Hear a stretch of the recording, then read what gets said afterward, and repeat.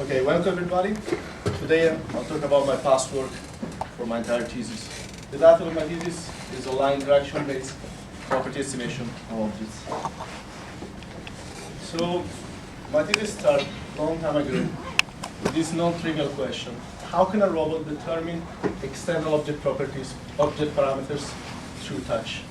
And object parameters, I mean, for example, mass, stiffness, and geometry of the object. But also object awareness. If an object is rigid, deformable, immovable, or movable. So today, I took from the literature this strategy to estimate object parameters. The strategy is so-called model-based tactile exploration. In order to do these strategies, I need three elements. A model-based parameter estimation strategy, mathematical model description of an object, and a tactile interaction strategy. So today I will give a short introduction about my thesis. I will then explain these three elements of a model-based tactile exploration. I will show you the result, both in simulation and in practice, and we'll draw some conclusion together. So in the literature, I reviewed some model description of external objects. And among them, I found very interesting local dynamical models. They are simple, they highlight few properties of an object, and they highlight exactly the properties that the user wants to estimate through a tactile interaction. For example, the most famous model in the literature were local dynamical models that describe deformable or rigid immovable objects. And in these two cases, the property that I want to estimate of these two models is the stiffness and the object position. But I asked myself, could we add a new class of objects? For example, these two models don't take into account the mobility of the object, because they cannot. They are compliant surfaces with a spring and a damper in parallel. So I asked myself if the user can ask also for other type of properties, such as mass and friction. So from this review through my literature study, I came out with two questions. Basically, one big research question was split in two parts. First, because I couldn't find any other models in the literature, I had to ask myself if it was possible to design a third class of objects. And these objects should be similar to the same characteristics of the objects that I found in my literature. So in my case, I decided to add a new class of object and to ask myself if it is possible to design a simple chemical model for a rigid movable object. An object that will slide in a surface with a particular mass. So from these objects, I would like to estimate two important characteristics: the mass of the object and the sliding friction. So because I couldn't find this model, that was my first part of my research question. But if we could accomplish that, we go to the second part, more challenging. How can I identify these two properties through touch? So with these two questions in mind, I start designing a model and then an estimation strategy. I want to start with the parameter estimation strategy that I select. I want to give you first a general picture of this parameter estimation strategy that are casted in parametric system verification. So given an actuated system, for example, robotic manipulator, this system has as input some measurable and continuous in time input signals, and as output as well, measurable and continuous signals. This system, this actuated system, is described from a mathematical model, dynamical model. But this system, this description, this mathematical description is missing of some parameters, some unknown parameters. So it's the goal of our identifier, given a model description of this actuated system, and gathering the signals through time that describe the dynamics of the system to estimate these unknown parameters. So this, you well know in the literature, is done internally. So I have an actuated system, I don't know part of its dynamics. For example, I'm missing the mass of some links. So thanks to this, architecture, I can estimate the missing parameters.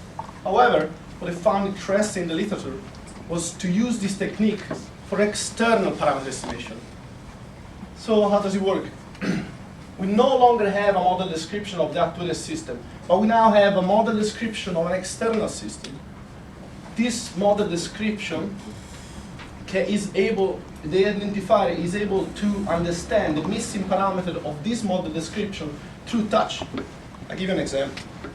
If you have a manipulator and you're in touch with a wall, you know that the position of your manipulator, the end effector, will be the same as the position of the wall when you're in touch with it. So the beauty of this architecture is actually the contact condition that change the meaning of the output signals as a position and velocity. So with this in mind, I decided to go for this parameter estimation strategy. And among them, I chose Recursive Least-Squares with forgetting factor. I found them extremely powerful in the literature.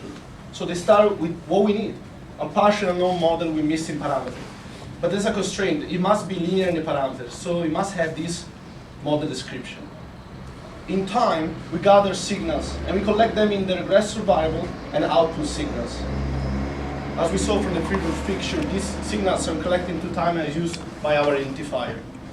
As last, the output of our Recursive Least-Squares with forgetting factor will be the estimated parameters of the partial unknown model. This one. A forgetting matrix helps the estimation, giving more or less important to the previous data collected. And I call it recursive because results obtained at the previous system are held the estimation at the current system. There's something extremely challenging in this architecture, and let's call it persistent excitation. So in order to ensure the right estimation, we also have to ensure persistent excitation of the signal. I want to give you an example. Why I'm telling you this, because it can happen that a set of parameters estimated, they exactly match the dynamics of the actual system, for example, but they're not the real parameter. It can happen that estimated mass, a negative mass, is suitable for the partial and non-dynamical model. So in order to avoid this, the signals in the regressor, that in this example are the joint position of my manipulator, must visit all possible combinations, all possible values, in this case in a 6th dimension. We'll see this through the model and my interaction strategy. So second, I have to introduce a mathematical object model. I decide for a rigid movable object, and what I want from this object. I want to be dynamical, simple, and I want a friction model because I want to estimate friction and the mass of the object.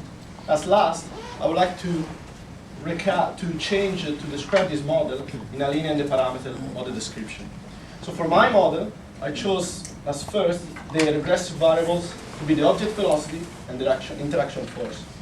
And for the output signal, chose to be the object velocity. So I selected this local dynamical model, and already you can see it's highlighted the mass as a parameter that we will estimate. And I select a friction model with 2 parameters. So in the end, 1, 2, 3 parameters describing my dynamical model. And it's my goal to estimate all of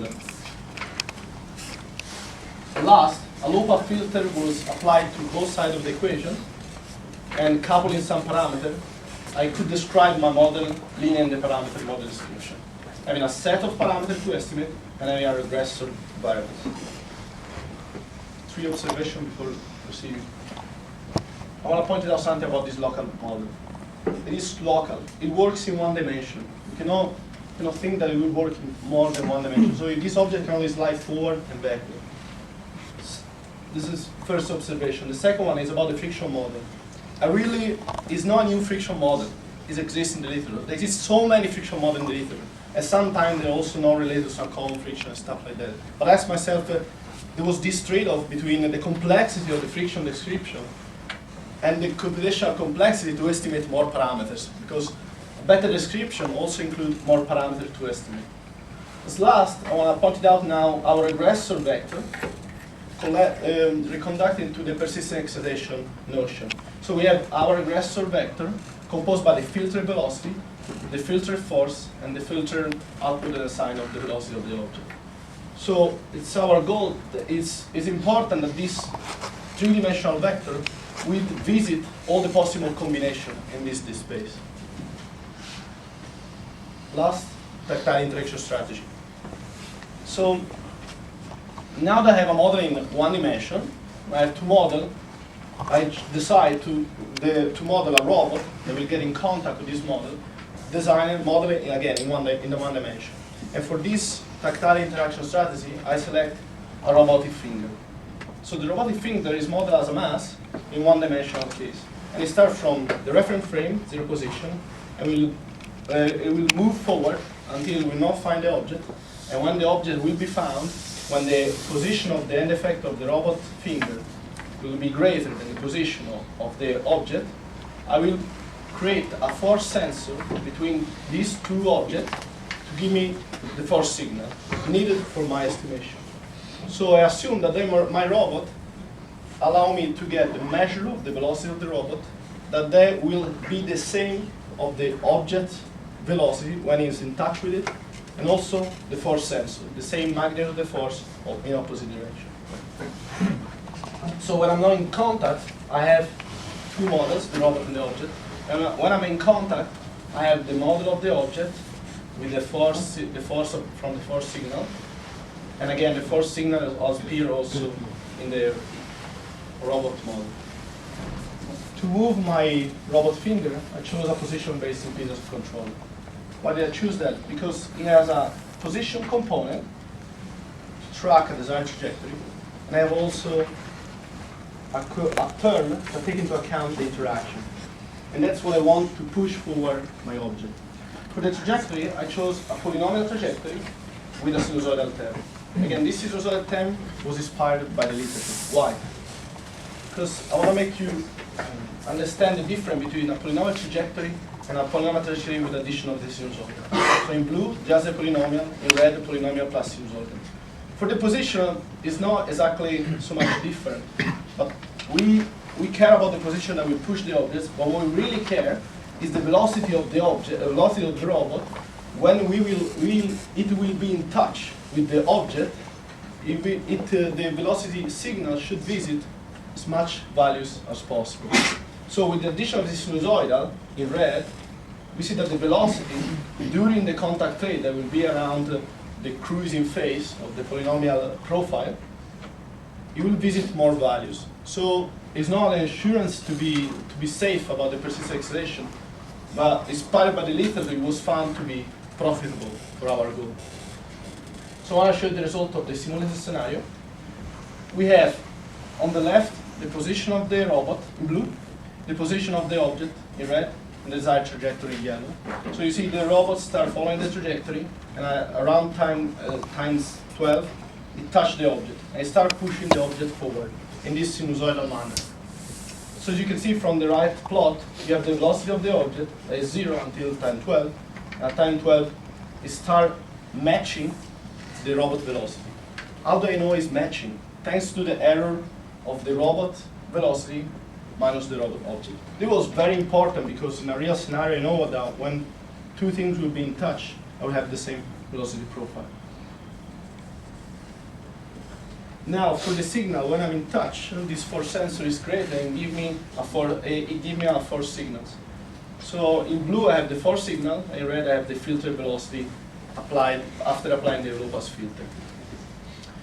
There's some spike, negative spike on the force, because, and this is bad from a simulation point of view, so I have to put a threshold on the force signal, on the filter force signal, because they are basically say that the two objects are not releasing. And that's not true in reality, because the force sensor should just give me the force signal only. On the right, we see the velocity profile of the filter velocity gathered during the entire experiment. Below, we see the control action that is increasing when there is interaction with the object. The estimation of the three parameters, if you remember the theta vector, we have some couple parameters, and in red you can see the nominal parameters for the object, and after 20 seconds of time, they're converging to the right parameters. So I want to also show you a real case application. I tried this in the robotics lab of DCC, and I chose this platform, a KUKA robot, and I tried to be as much as I could similar to my simulated scenario.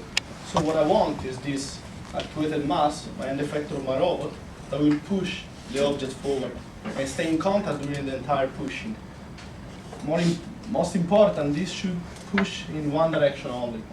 So I chose an object as an hexagon with a lead, and its weight 5 kilos. The Ciocca robot is embedded with, it take the force signal is in the direction thanks to the reaction torques. So you can see the end effector of the robot is not touching the table, but stay very close to apply a perpendicular force to the flat surface of the object. So I want to show you the first video of what happened in a real case application. So the robot starts pushing the object in a sinusoidal manner.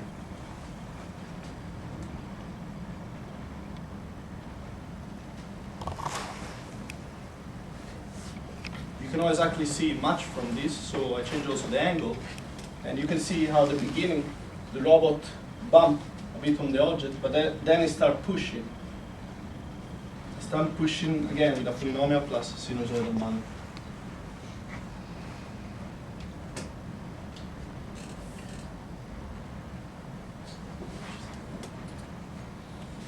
Now, how do I know they stay in contact during the entire pushing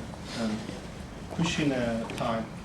So my force profile that is greater than 0 during the entire pushing is kind of similar to the one achieved in the simulation. So I was happy about this force signal because it actually represents this sinusoidal plus polynomial pushing. And this is also justified by the velocity profile during the pushing behavior, and they are both in contact for this entire time because the force is not going on 0. Below, you can see the 3 regressive variables that's changing in time.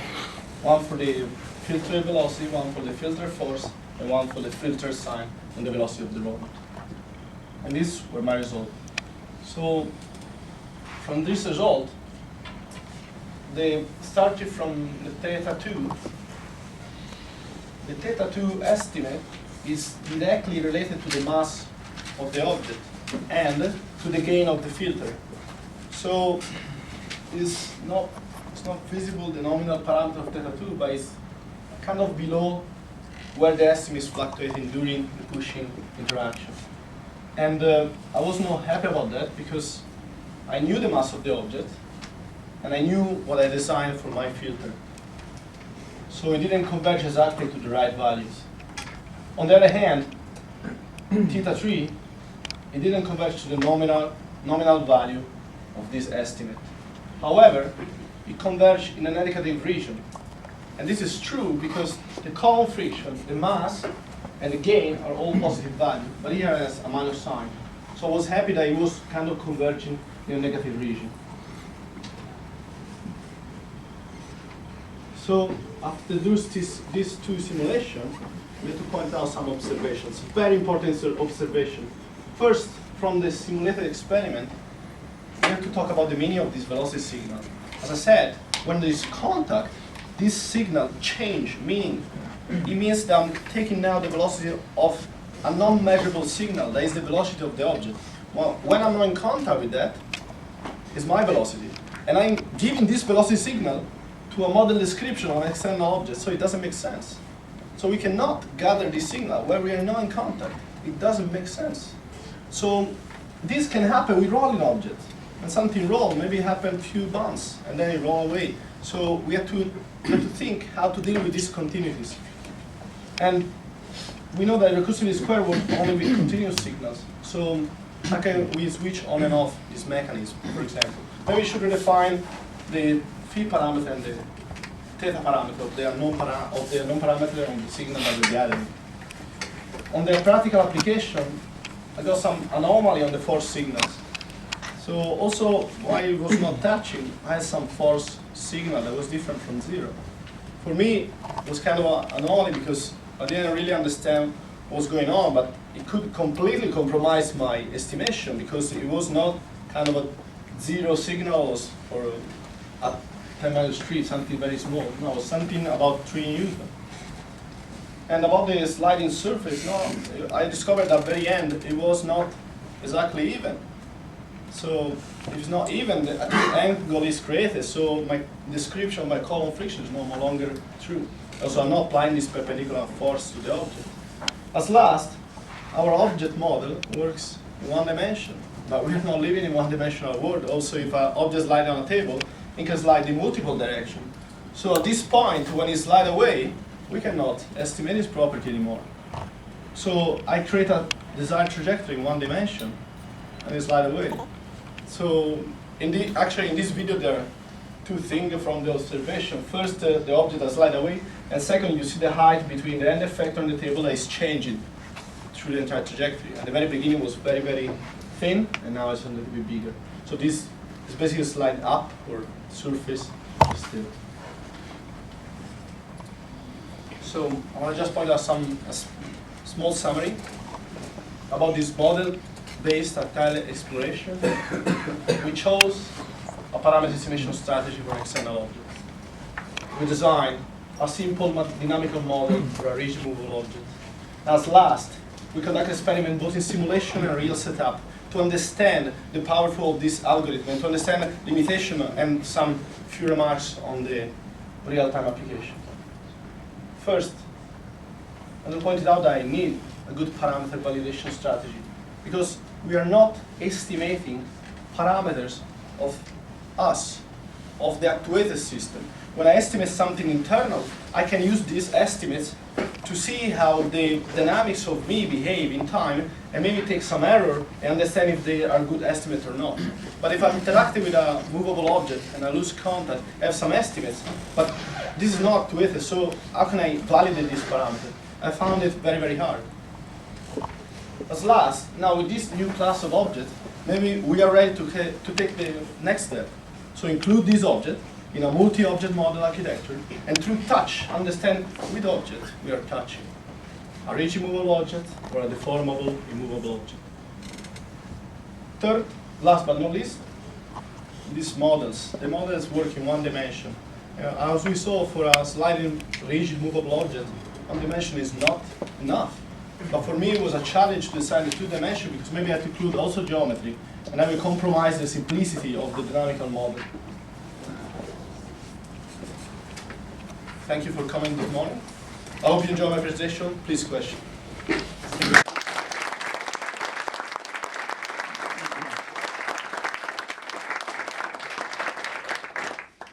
Some time for questions. The audience, any questions? You assume that you're always in contact with the object during your estimation? If you see, sorry, I'm going to say. In this experiment was my first experiment, and yes, this was always assumed to be in contact. That's why this is wrong. But you make an assumption, I think, because you want to know at all times the velocity. Yeah, because I found that for me this recursive least-square, this discontinuity in the signals, I didn't find so very powerful because what I found that this algorithm works only with continuous signals. So to be consistent with them, I just leave to be continuous time estimation. Although it's true that this velocity, when I'm not in touch, doesn't make sense. I bring to wrong estimates at all. But what if you would have like human being, you could also watch the object, you have another sensor which independently gives you velocity, would that solve the issue? If you are vision. Yeah. Absolutely. That's the point of this thesis, is to exploit this tactile exploration, because when you're going to have vision, you're going to activate your estimation through touch when you're in contact. And then we solve the problem of this discontinuity. But the reason to not do that is to see how far we can go just through touch. Yeah, I understand. That was, yeah. Thank you for your question. More questions?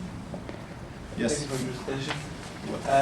Two questions. The first one, you had the issue of the table, right? The angle of the table, but that's very easily solvable, right? You just have one little actually cost parameter.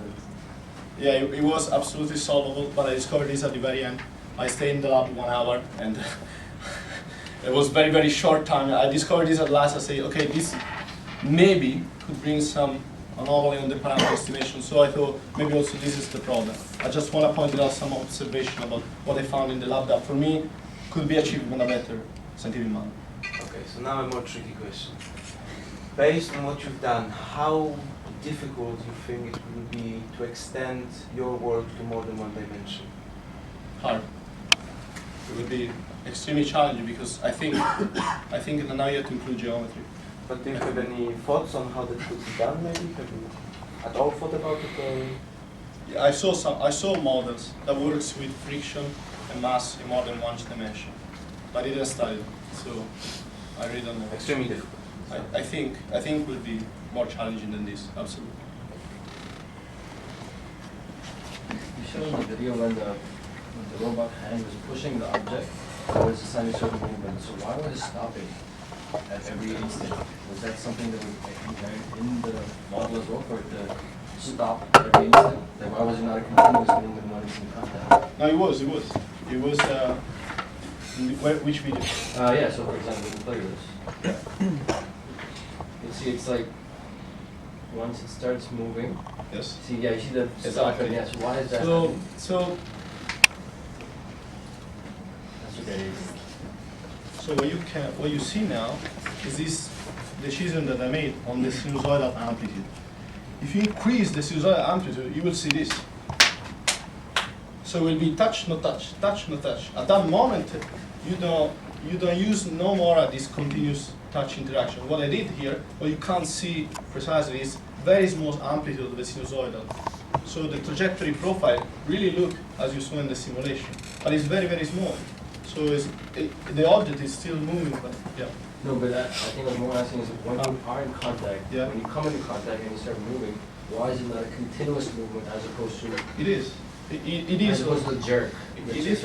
It is because of the velocity profile, I think. So as you can see, this velocity profile is not zero, so it's still moving a bit, but very slow. Well, it goes through zero, right? Sorry. It goes through zero. At the beginning. Yeah. No, in the middle phase, during the pushing, it's not zero. So that's why I can assume that it's still moving during the pushing. Although it's very, we talk about 0.4, it's the unit over second. Questions? Yes. What happens when you stop touching the object? Because you were talking about a forgetting factor, where you forget all the parameters of the object. What happened when you, sorry again? What happens when you stop touching the object? So the object is somewhere else and... Okay, I'm not dynamically changing the forgetting factor, but it could be profitable. It could be extremely profitable to change time. I think the collective, the forgetting factor. In the case of no interaction, like just forget about the data. And Is there a way that at some point you say, okay, now I have good parameters, Right. I can stop, or I can continue to remember these? What I found there's so many methods about this so-called. I think that at the beginning I thought this no touch was a poor excitation, but it's not true. There's not just pure excitation. There's no excitation. There's no signal. There's no force. So I'm not allowed to use that. So if you say you're dynamically changing the forgetting factor, you're still considering the velocity of yourself when I'm not in touch. So whatever you do, you will still considering that you're in touch. So that's why, in this case, I think you should really stop the estimation, because there's this so-called covariant resetting or stuff like that, and they have poor excitation on the signal, but the signal is still valid, I think. Okay, we have time for one last question. Well, I have a question about this slide actually. Yes. Because you told us that the force cannot be negative in this case. Yes. But what happens at the very end of the force here? Yeah, because it goes through zero and it's what? Again, we don't have. Yes. So this is the case where the robot moves with my trajectory without touching an object.